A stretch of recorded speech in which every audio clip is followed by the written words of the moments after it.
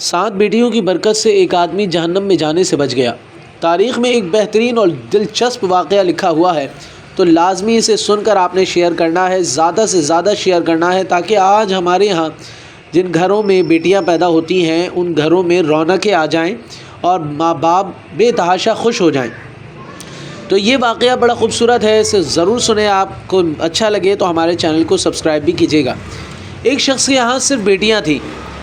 ہر بار اس کو امید ہوتی کہ اب تو بیٹا پیدا ہوگا، مگر ہر بار بیٹی ہی پیدا ہو جاتی۔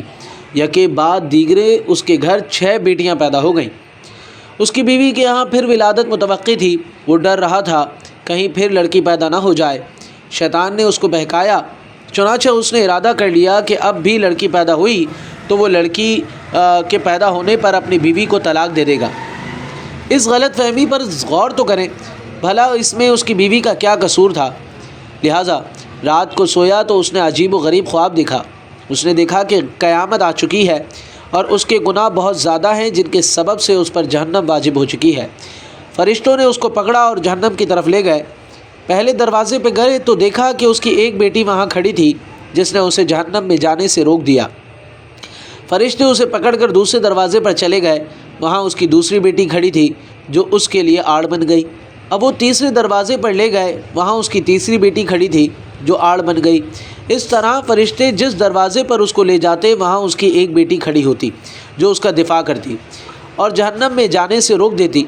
غرض یہ کہ فرشتے اسے جہنم کے 6 دروازوں پر لے گئے، مگر ہر دروازے پر اس کی کوئی نہ کوئی بیٹی رکاوٹ بنتی چلی جاتی۔ اب 7واں دروازہ، آخری دروازہ باقی تھا۔ فرشتے اس کو لے کر اس دروازے کی طرف چل دیے۔ اس پر گھبراہٹ طاری ہوئی کہ اس دروازے پر میرے لیے رکاوٹ کون بنے گا؟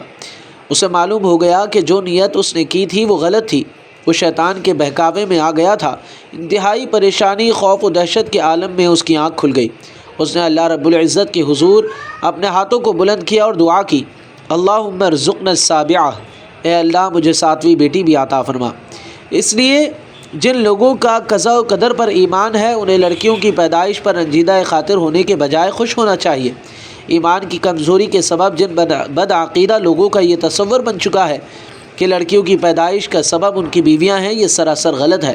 اس میں بیویوں کا یا خود ان کا کوئی عمل دخل نہیں، بلکہ میاں بیوی تو صرف ایک ذریعہ ہیں۔ پیدا کرنے والی ہستی تو صرف اللہ تبارک و تعالیٰ کی ہے۔ وہ جس کو چاہتا ہے لڑکا دیتا ہے، جس کو چاہتا ہے وہ لڑکی دیتا ہے، اور جس کو چاہتا ہے لڑکے اور لڑکیاں ملا کر دیتا ہے، اور جس کو چاہتا ہے وہ بانجھ بنا دیتا ہے۔ ایسی صورت میں ہر مسلمان پر واجب ہے کہ وہ اللہ کی قضاء و قدر پر راضی رہے۔